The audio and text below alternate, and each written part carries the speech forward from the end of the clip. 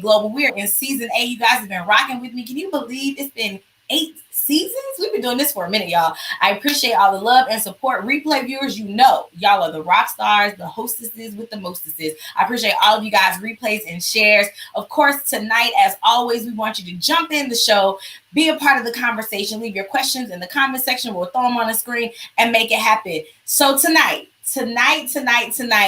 our topic is we are getting our life today. Yes. Ayer un punto. Yes, today. Or anyur if we are in Korean. Listen, I have got my homie for Show Me. DJ, I call her. Desi Des. What up, Desiree? What's up, girl? DJ Desi Des in the building.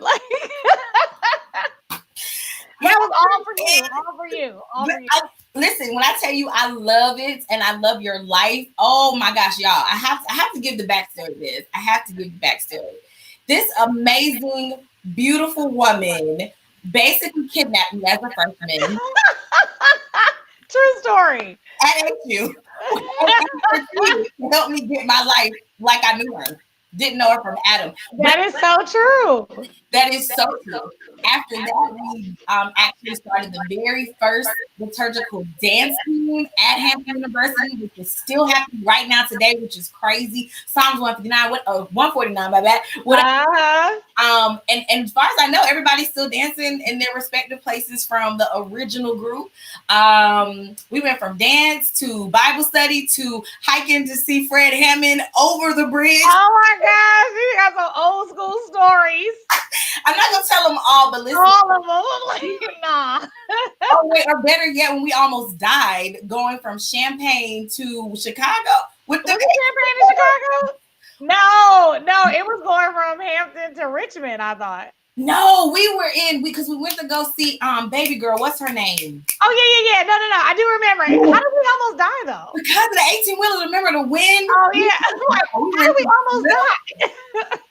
We rented this little bitty car, y'all. When I say this car was this big. No, I'm talking about was that not with you when we were going from Hampton to Richmond though? Yes. And it was snowing and was we in the car together? And we I broke on the brakes and we ended up in a ditch. Listen, do you remember that? What I know is we have angels that work twice as hard when we're together. That's what I know. Yes, come on, angels.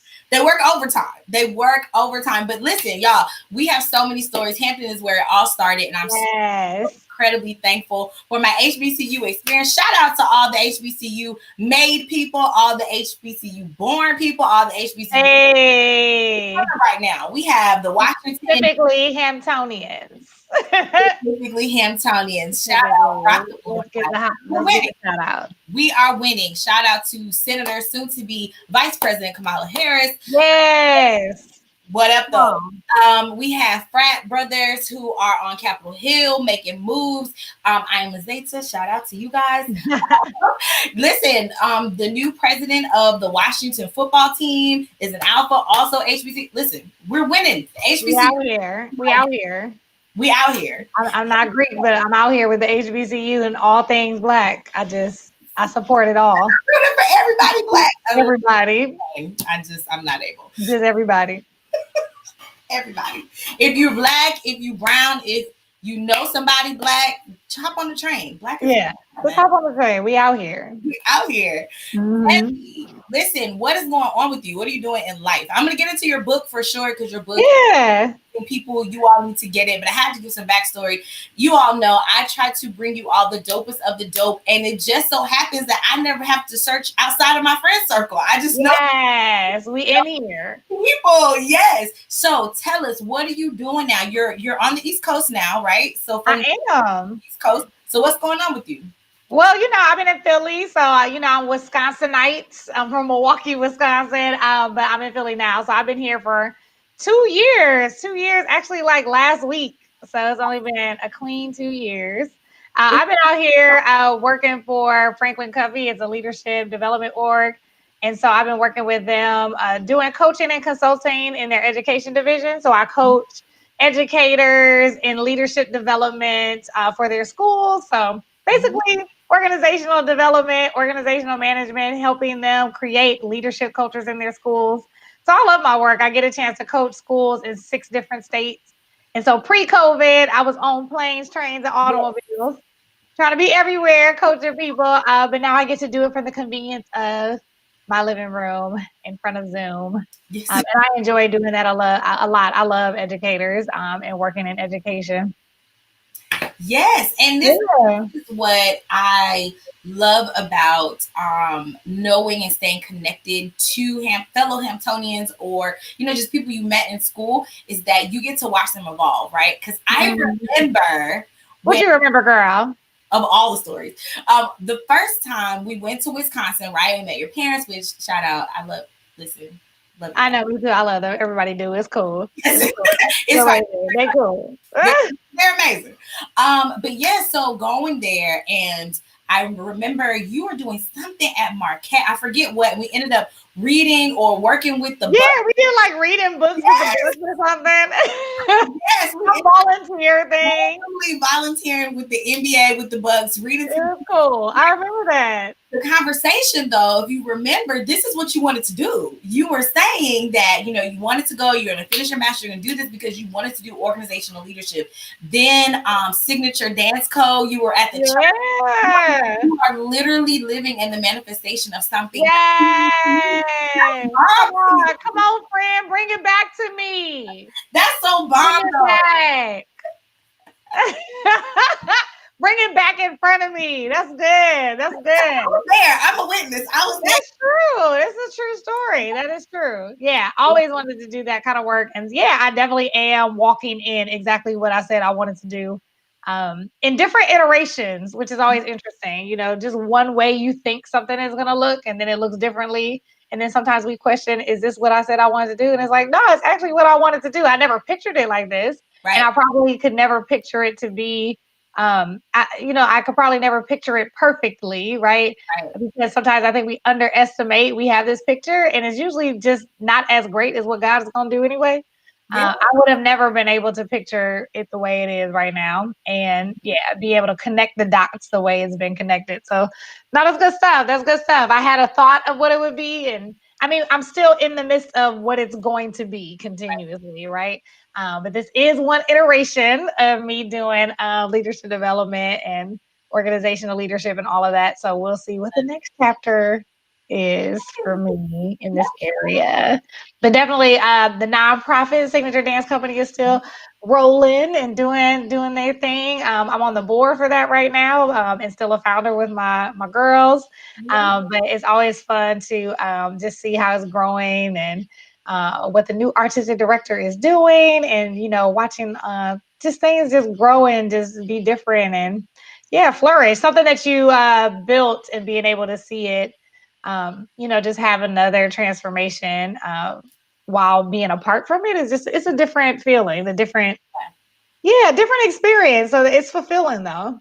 I love it. And for the people, I mean, I know obviously watching Signature grow, but for the people, can you explain what Signature Dance Co. is? Like, what is it, and what is it doing now? Yeah, so myself and 2 friends, Takia Sellers and Malika Osai, shout out. In 2004, started a nonprofit dance company and ministry in Milwaukee, Wisconsin. And so it still exists today. And Jamie Montgomery is our new artistic director. And not that new anymore. It's been 2 years.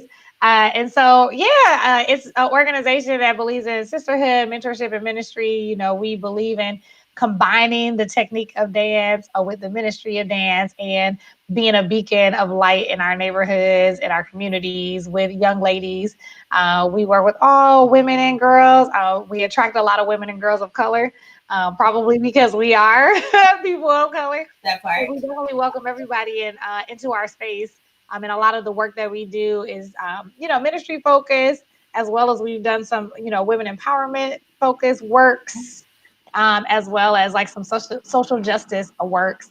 And our desire is always that people would be changed by the experience of seeing the performances, and just changed by the experience that they have with us, even when we're not dancing, just who we are, that we would be a light, in dark places. So it's been a blessing to be a part of something like that and see people grow into their own things and still be connected and find value in coming back and being connected to something that they once blossomed in or had an experience with. So it's always an honor to be a part of somebody's life transformation in some way.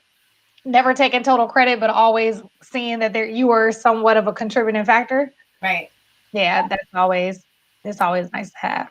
And that's, that's the rewarding part of doing nonprofit work, right? Is seeing back. Whenever my students come back, whether they're students from here or from Korea or from the Philippines, and they're sending school pictures where I started ministering to them and working with them in middle school or even elementary school in some cases, and now they're in high school and graduating and wanting to know about going off to college, or our college students who have now graduated and now they want to travel and they want to have these overseas experiences. Like it reiterates the fact that we all were born for a purpose. And our purpose may be not traditional and it may not look like other people's purpose, is still 100% necessary. So I think that's why we keep going, right?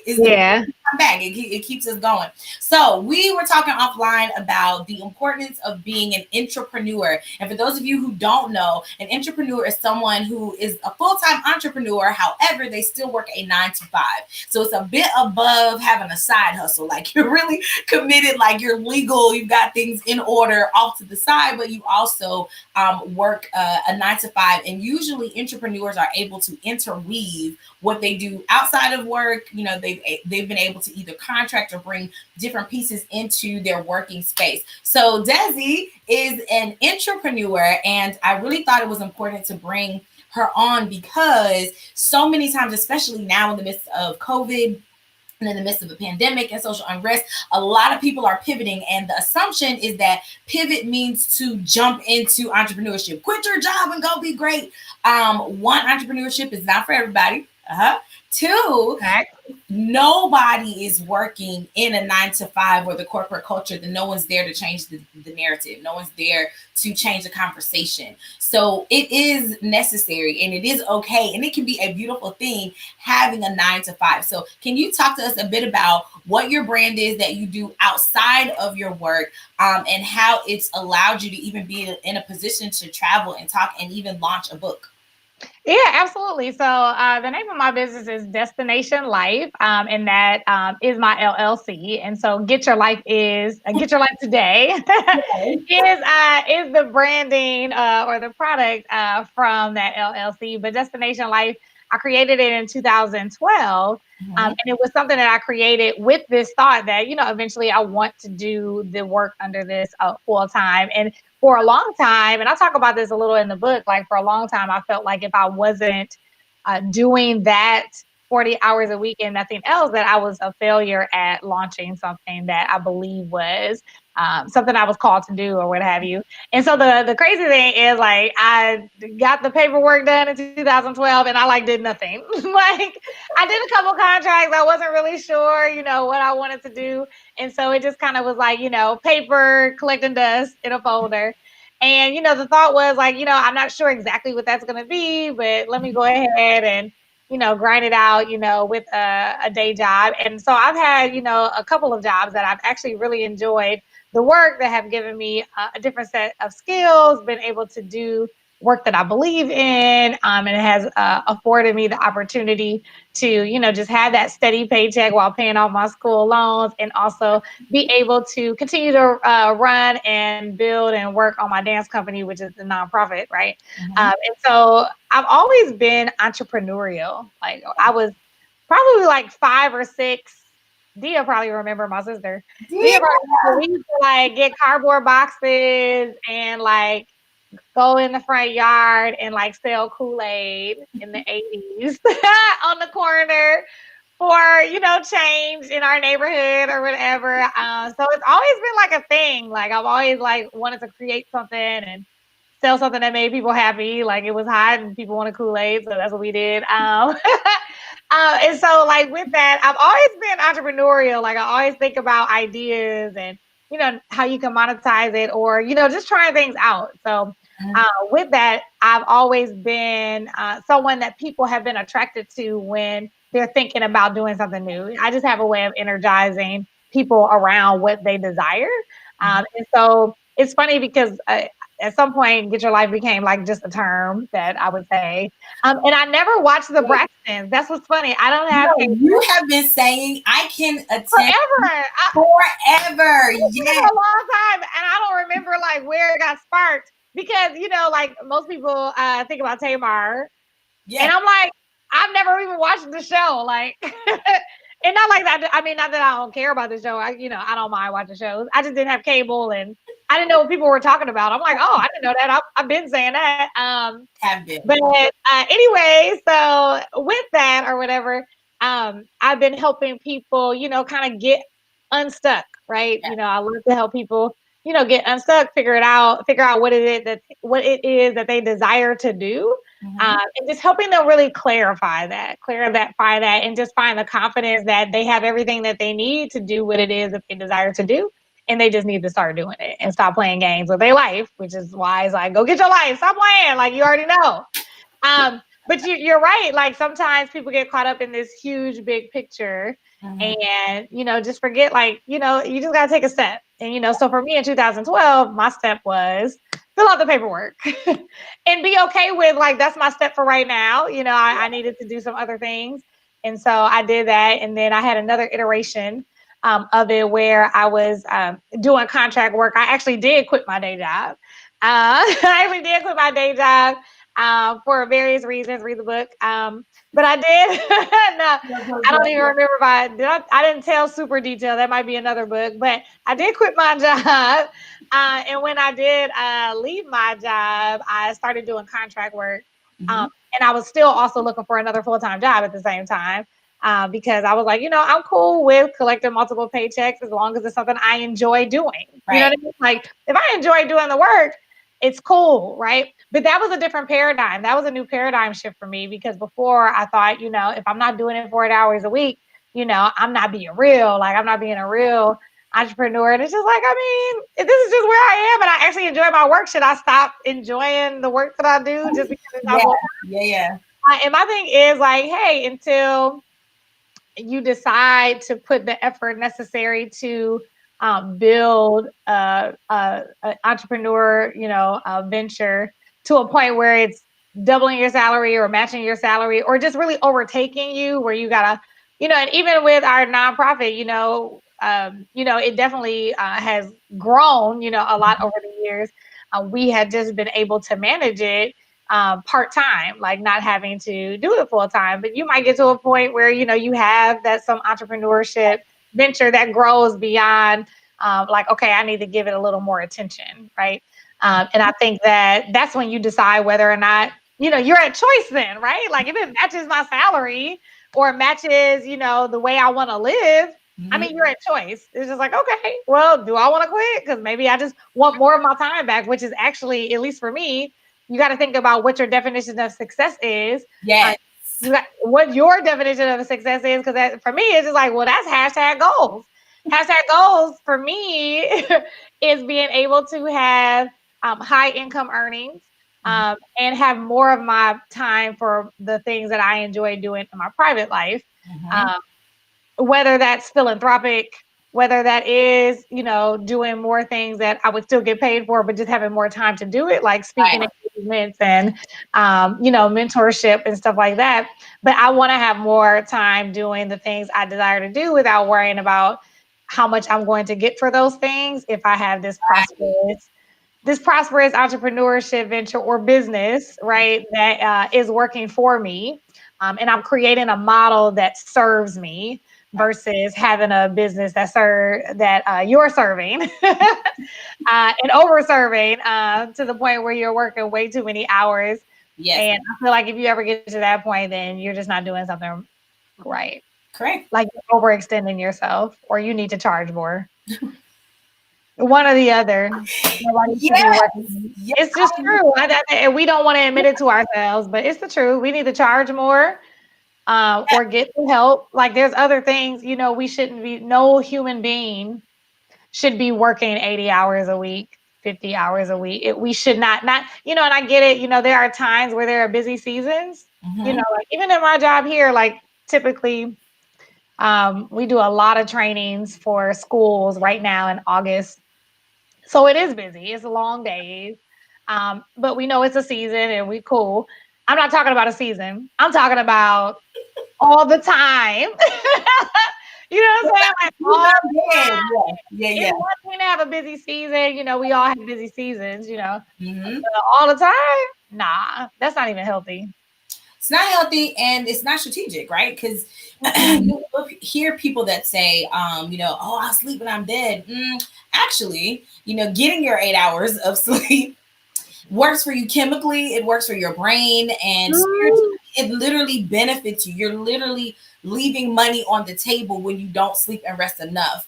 Yeah. If you are a believer, then you believe in balance, right? Like the Bible talks about, a false sense of balance is an abomination. We're always talking about things that are bad, but that's bad. You're living out of balance. And so being able to find that balance between, this is my passion, this is what I'm working to do in this season, I'm grinding, but grinding because the goal is this season will come to an end, and then point where I can enjoy my fruit and labor. I can be a good steward over what I have left over, right? I can plant those seeds and have a new harvest, and now I can take it to the storehouse and be a blessing to the community. Yep. That's how that's supposed to be. You gotta see the season end though. You gotta know the end date. You gotta know the end date.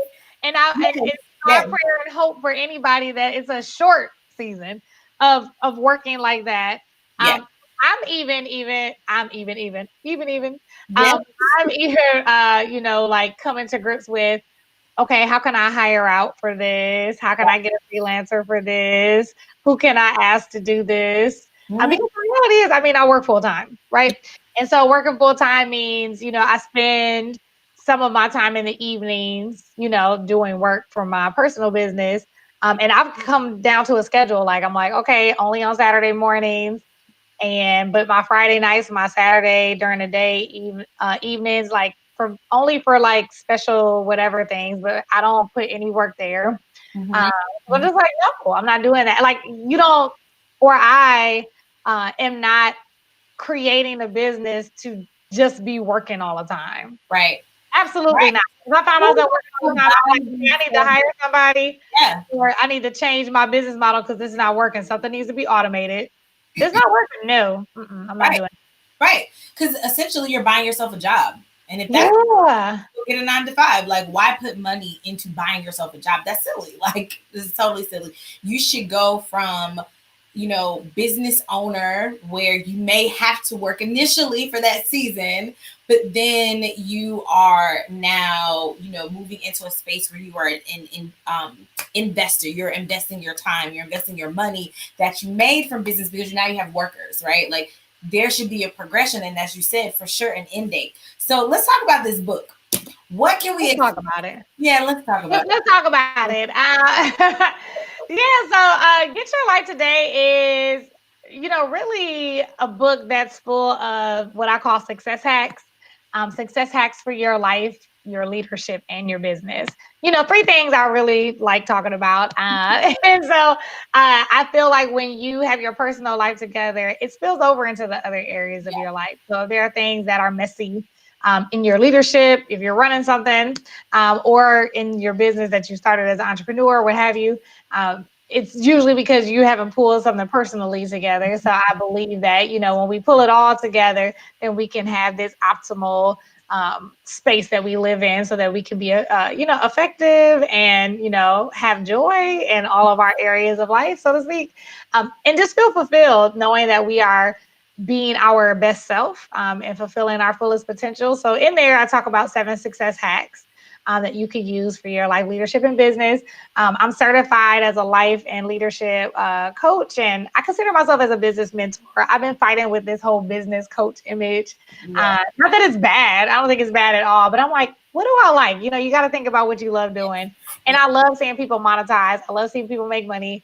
Even in my dad's coming in, like, Desiree gonna want to talk about money. I do like talking about money and making money. I also believe there are so many ways to make money. I never want to feel like I'm pigeonholing people. Right. And so I actually feel like if I can coach people in their life and getting their leadership game up, you'll make money. You'll be just Absolutely. fine. So anyway, so those hacks help with that. So I tell some of my personal stories. I talk about other things. in there that relates to it. Some of my certification work, or a lot of it, has been in positive psychology. So I touch on some positive psychology work in there. That is not my degree. My degree is in business. My degree is in business, but a lot of the coaching work that I've done, especially with Franklin Covey, the certifications in 7 Habits and Speed of Trust and all of those different things that they create, as well as the certification work that I did with the Shout Out Academy of Creative Coaching, as well as the CAP Institute. I've done a certification with both of those organizations, and positive psychology is so intriguing for me. Mm-hmm. So I've just been a nerd.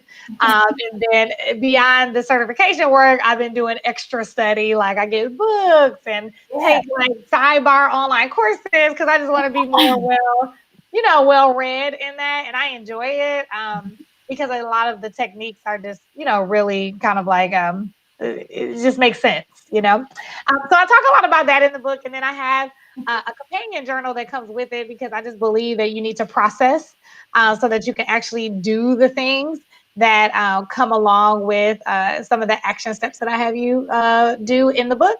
So I just figure if you process it, you're more likely to do it versus, oh, I read that was real good, let me move on to my next book. Right. So it's more of this book to help you kind of like step into action. I wanted it to have a lot of coaching questions in it so that people can kind of coach themselves into their greatness. Because sometimes we just need to ask ourselves, or a lot of times we just need to ask ourselves the right questions. For sure. And do something when we actually get the answer. Right. Have some follow through because we all know, right, the fortune is in the follow up. And oftentimes we use that meaning, in networking, I get your number, I'm going to follow up with you, and this could lead to something. And that's true. But also the fortune is in the follow up concerning ourselves. When we decide to do the work, when we get out and have these revelatory aha moments about ourselves. Okay, great. Now that we know this, now that it's clear, let's go ahead and dig. Let's do the unpacking. And follow up with those notions for sure. So tell me what your writing process was like. So, as an author myself, you are. Yeah, a couple times, the Lord. But then I have friends who are like, they're working on their 14th book, and I'm like, I'm failing at life with my little 3. I mean, seriously. You are not failing. But I will say that interviewing authors, meeting authors, being a part of these authors groups, and teaching people how to author their own books. One of the things that I always drive home is that everybody has their own writing process, their own style of writing comes through. And the process to which you want to bring your thoughts, right, from mind space onto paper and then into a tangible realm so people can exchange with you. It looks different for every person because our lives are different, right? Our process that we've gone through in life to bring us to that point looks different from person to person.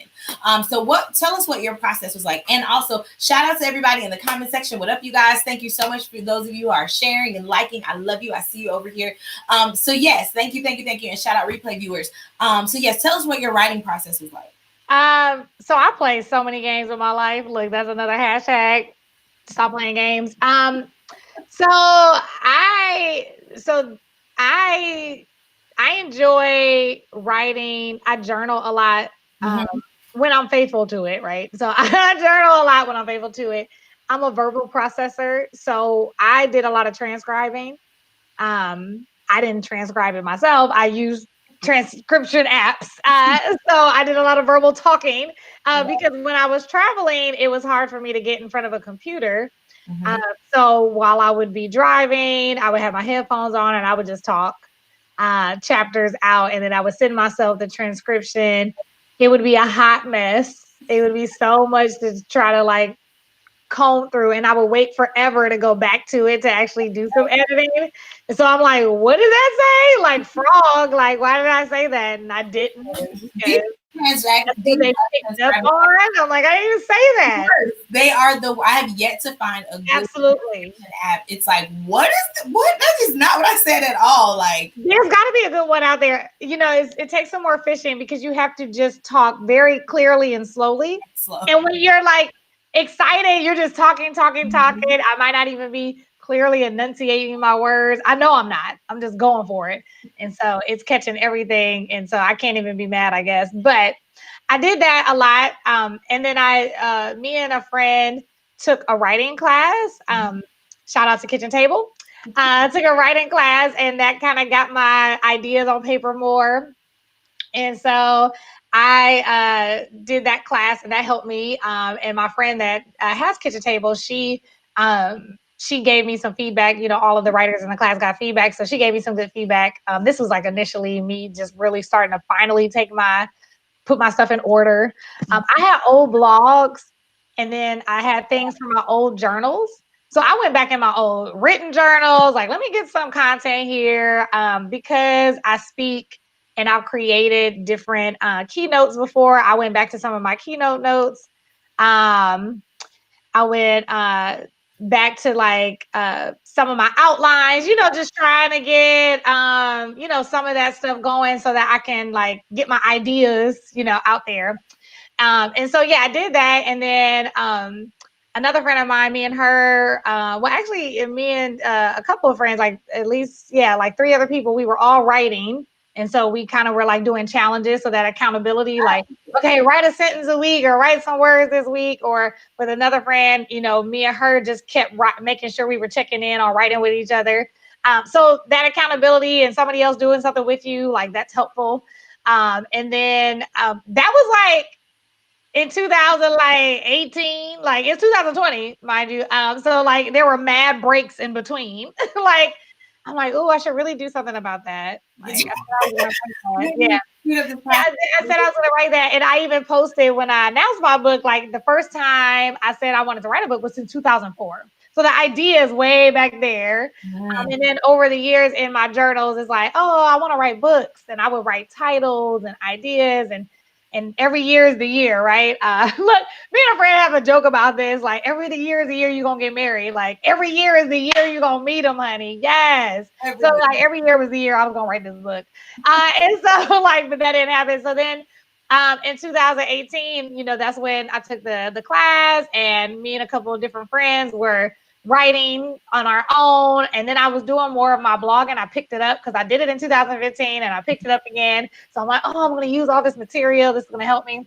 So I finally, and then I did the transcribing. So I finally am like, okay, Des, 2020, stop playing. Because in my passion planner, if you have the passion planner, in my passion planner in 2018, I said I was going to write a book. And when I looked on, I have a school year one. So when it was over in 19, that was the only goal I didn't hit. I did all my other goals at that one. I said, okay, in my 2019-2020 planner, I'm going to make sure I do this, because this is the only thing I missed, right?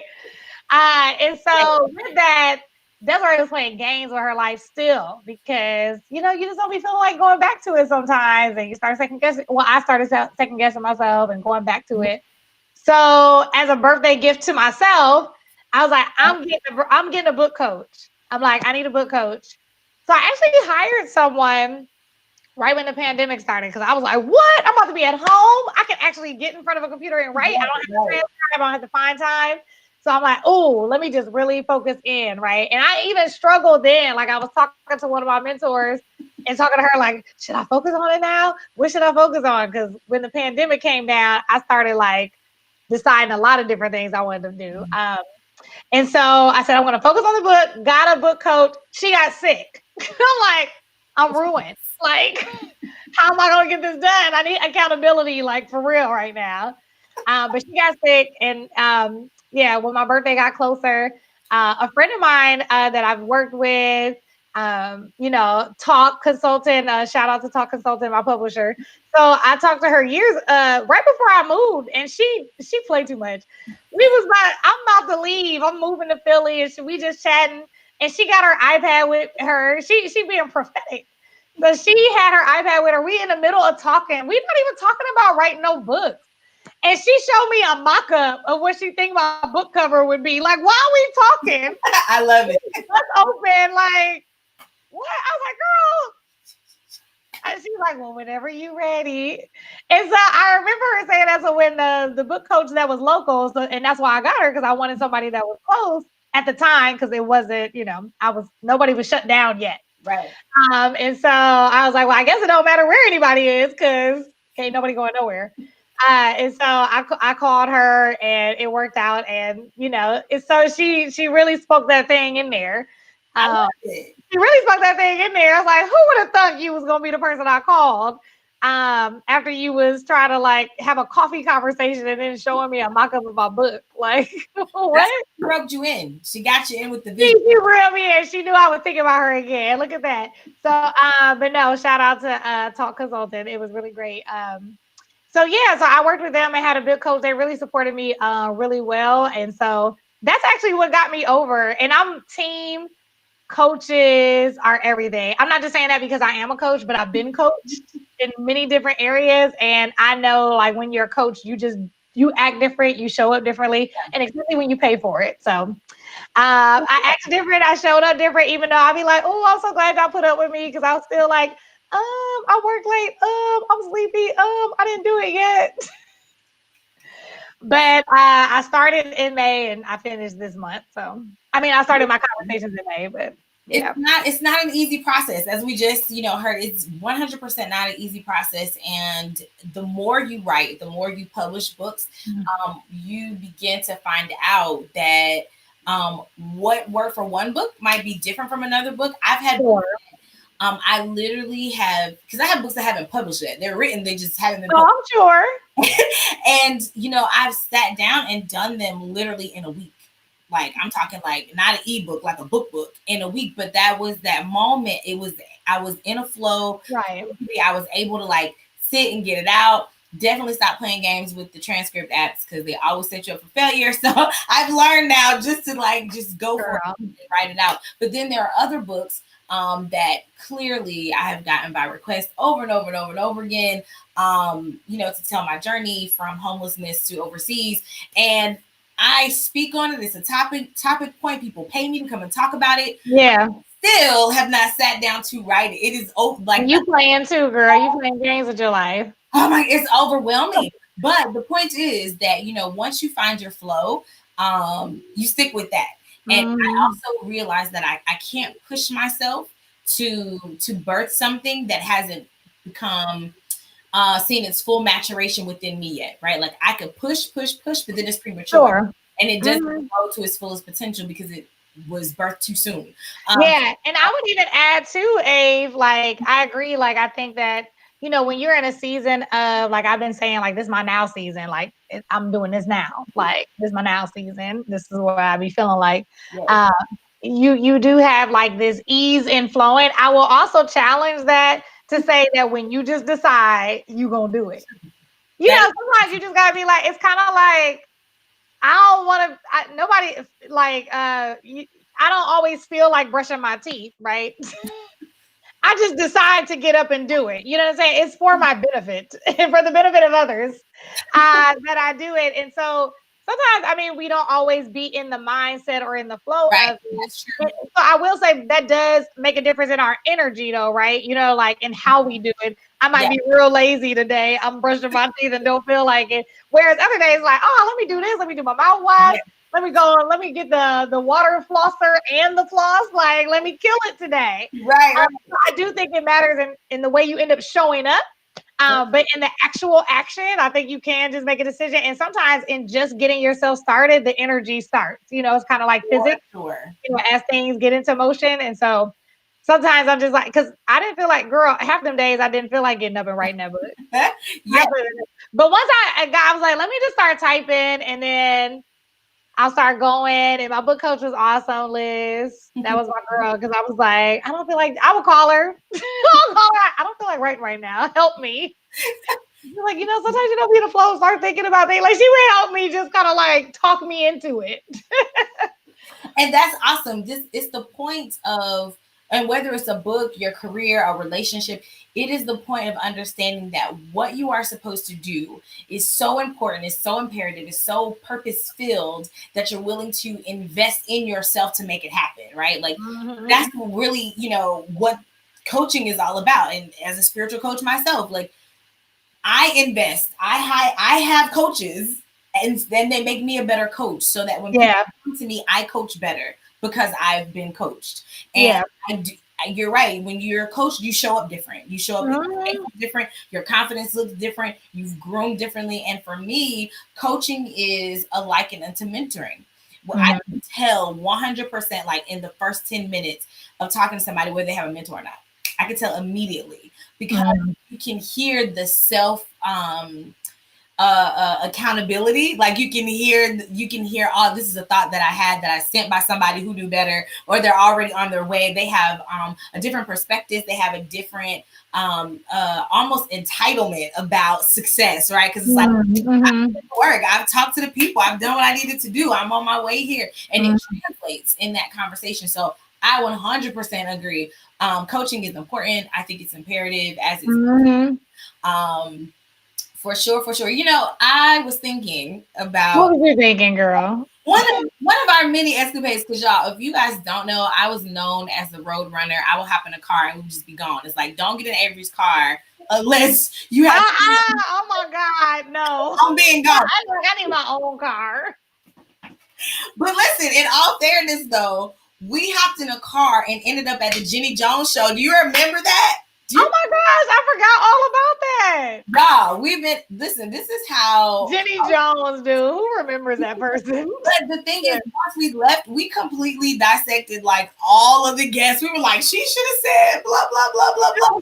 Fun. I forgot about that. That was so much fun. That was random. It was so like we literally were like, we're gonna go to Chicago, and now we're gonna be on the Jenny Jones show. How we ended up in Chicago for him? I don't even remember how we got to the Jenny Jones show. I don't remember who gave us. I don't know. That was fun. I don't know. what college life though? College life, you just don't know what's gonna. You just get free stuff.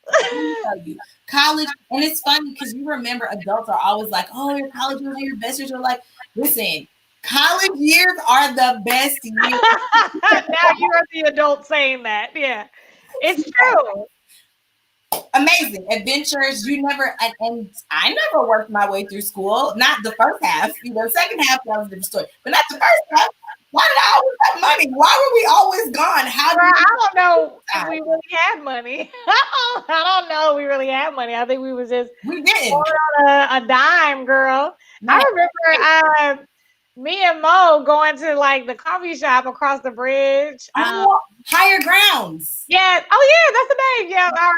I had like $3. I remember like how much I had, and it was just enough to get some tea. I'd be scraping my little $3. Like, oh, I got $3. I'm about to go get me some chai. Man, listen. That's before chai started costing like $6. But right. And that was when chai had different flavors. Remember, they had the orange one, the black one, the green one. They had different, yeah, they had some good chais. They had some good chais, man. You know, that's like a gift shop now. Really? That is so, it was a good place. It was a nice spot. Yeah. And they used to play like CCM music, but like just the instrumentals before. Oh, yeah, that's true. Killing it. It was really, but yeah, man, Jenny Jones show, the Shalom staircase at your house that you yes, I remember that, dude. We still was saying that for a long time. Long time, man, long time. So in this mashup of branding and book writing and being an entrepreneur, what advice would you give to people since you are the Get Your Life coach today? Ayer, un punto, today. What would you tell people in this time of pivot, right? Because families are pivoting online to virtual from, going to school in person. Jobs are, people are zooming in rather than going into work. Some jobs have closed down completely. But at the same time, my timeline is full of people who've started side hustles. And I love it. I'm here for it. It's hands down. Jewelry, whatever. I'm always here for it. Magnetic eyelashes. I mean, we got caterpillars everywhere out here. Girl, it's happening. It's happening. And I'm here for it. So what advice can you give to people who are trying to get their life in the midst of all of this? You are the Get Your Life coach. Help us today. How can we get our Yeah, I'm always team, define your success or define what success looks like for you. Right. So whatever success looks like for you, like blinders on, right? What you believe success looks like for you, because there's so many things that other people are doing. We can start cherry picking. I think I should be doing this. I think I should be doing that. Or that looks, many entrepreneurs talk about the shiny things, right? So we get attracted to all the shiny things you could be doing. And there's nothing wrong with seeing somebody do something that's awesome and be attracted to it. I think the question is that what you're called to do? Is that what you're drawn to do? Is that what you actually desire to do? Yeah. And even if you do have something that resembles what another person is doing, define what your success doing that looks like. So because your success could be full-time entrepreneurship, it could be what you define as entrepreneurship, working somewhere and also being an entrepreneur, or it could be a side hustle. Like, you know what, this is a little hobby side hustle. I make some dollars off this every now and then. It's cool. I'm still having my full-time jobs. I don't even call it a business like that. Yeah. Although people use it interchangeably, side hustle and, part-time entrepreneur, whatever your definition is. My thought is like, you need to have definition to your mission, right? So whatever your mission in life, whatever you're called in life to do, whatever you believe you're driven to do, put some definition behind what that is so that you can, stay focused. And you can always redraft it and all of that, but just make sure you do that. And then I would just say, regardless of what your definition is, let's say you create that, I would say lean into the disruption. And so I put that's in my book as well, because I just felt like during the season, like lean into what's disrupting what's happening. And even if it wasn't a pandemic, there's always disruptors in life, period. You know what I mean? One of the freelance workers that I've used over the time, she was doing some VA work for me, and she was talking about her and her husband wanting to have kids, and how am I going to be an entrepreneur and have kids, and but she still, she wants kids, but she still was like, I don't know how I'm going to do it. And so I called her recently, and she's pregnant. Like, we didn't plan for this. But she's like, but I'm still going to keep, doing some of the things I'm doing. And it's like, sometimes you just got to lean into it. We don't know what life is going to bring, right? Even if it wasn't a pandemic, she might have still gotten pregnant this year, right? And so like things kind of disrupt, the plans. But I think that there's something about just leaning into it. Like, okay, like maybe this is just going to add something different to what success ends up looking like for me. And I don't have to like trash all the things I thought about. It just might look differently, but let me lean in. Let me lean into it and see what it brings, even regardless of the season, because there's like no such thing as perfect conditions. Right. So I would say just go for it, lean into it, define your success, and see what it brings. I mean, otherwise it's kind of like, you lose 100% of the games you don't play. So yes, play the game. Play the game. We out here. Let's go.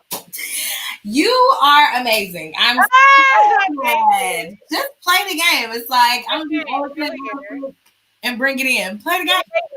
Yeah. For what? It's like waiting for what? Like what, for perfection? Because that's not happening. Let that go. Let that go. That's even like, I think I talked about this in my book. If I didn't, I'm telling you now. When I paid off my school loans, like it was a season of me feeling like, well, maybe I'm just going to make a lot of money one day and then my school loans are going to be gone. You know what I mean? Like, I don't have to worry about, like, I was like living in La La Land, Imagination Station. And so it's, and it's just like, or maybe you could pay them off, or maybe you could pay your bills starting today. So it's the same thing. It's like, sometimes we're just waiting on, one day. Right? Like, when does one day come? Yeah. It don't come. And it's not promised either. Not even another day is promised. So it's like, why are we waiting on one day? I could preach that if I wanted to. I'm going to save it.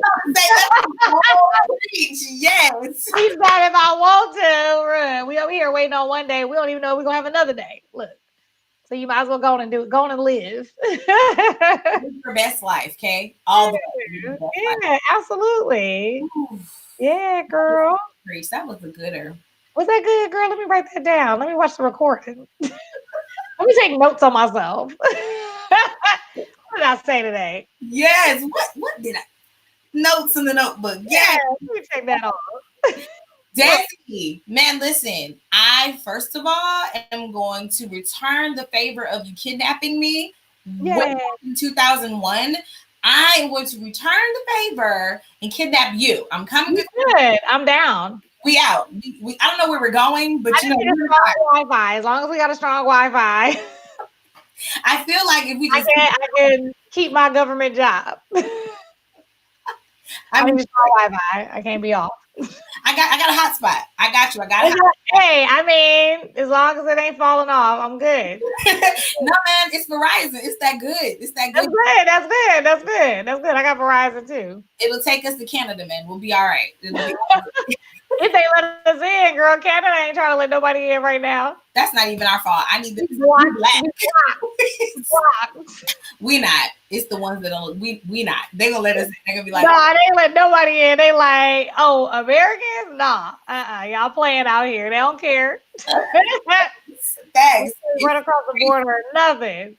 Cuba's the same. It's a couple of countries that I had on the list to go to. So I'm like calling people, canceling, whatever. And they're like, oh, yes, we're close to America. It's like, dang. Like, so if I was from somewhere else, I could, yes.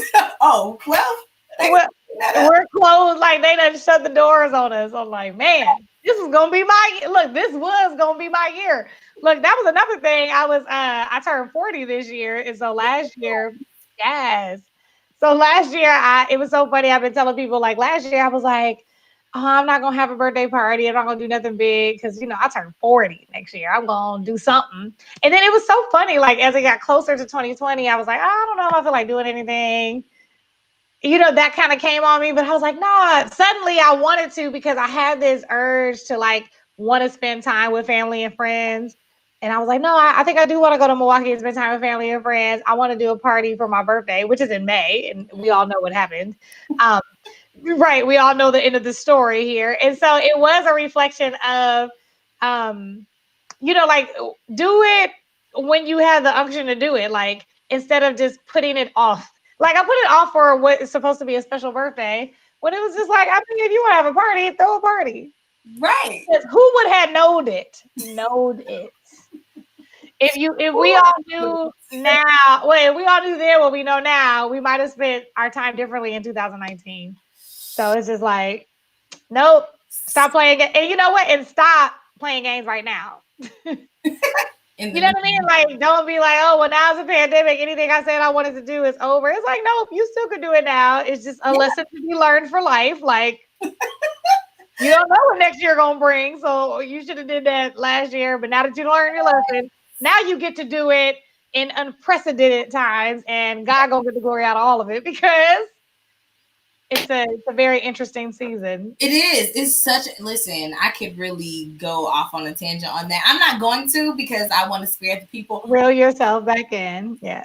Oh my gosh. Like, reel yourself in. Listen, drop the bag, drop the moment, drop the time, just dropped it. Just right through my hands. But it's all good to your point. Get it done anyway. Pick up the pieces, get it done anyway, and God will still get the glory, especially if it's something He's called you to, for sure. So, thank you so much for being on the show. Thank you. I appreciate it. I'm proud of you, Mama. I'm proud of you for, like I said at the beginning, you are actually living in what you said you wanted to do a decade ago. Like, that's crazy. Like, I'm so proud of you. I'm proud of your book, man. I'm proud of you continuing to share your story. I love the signature is still here. Like, yes. I love everything about you. It's super, super great. So, you guys, Desiree Cocroft in the building, fellow Hamptonian, out here winning, y'all. She's teaching you how to win. Be sure to get her book, Get Your Life Today. Yeah. It's gonna be Get Your Life ayer un punto. Yes. Right. Trademark that. Yes, be sure to get her. It is on your website or it's on Amazon? It is. It's on my website. Yep. Go straight to the page and you'll see it. Straight to the page. Straight to the page. So, you guys, thank you so much for joining another episode of Global Live. Thank you for showing lots of love to my guests. Thank you, all the replay viewers and shares and likes. I appreciate you guys. I see you over here in the comment section. Y'all are amazing. Love y'all. If you have not registered, please do register for the HBCU Global Impact Conference. It is amazing. Like, the speakers are awesome. The content is just dope. Our sponsors are super, super great. So please, please, please be sure to register today. It's free, y'all.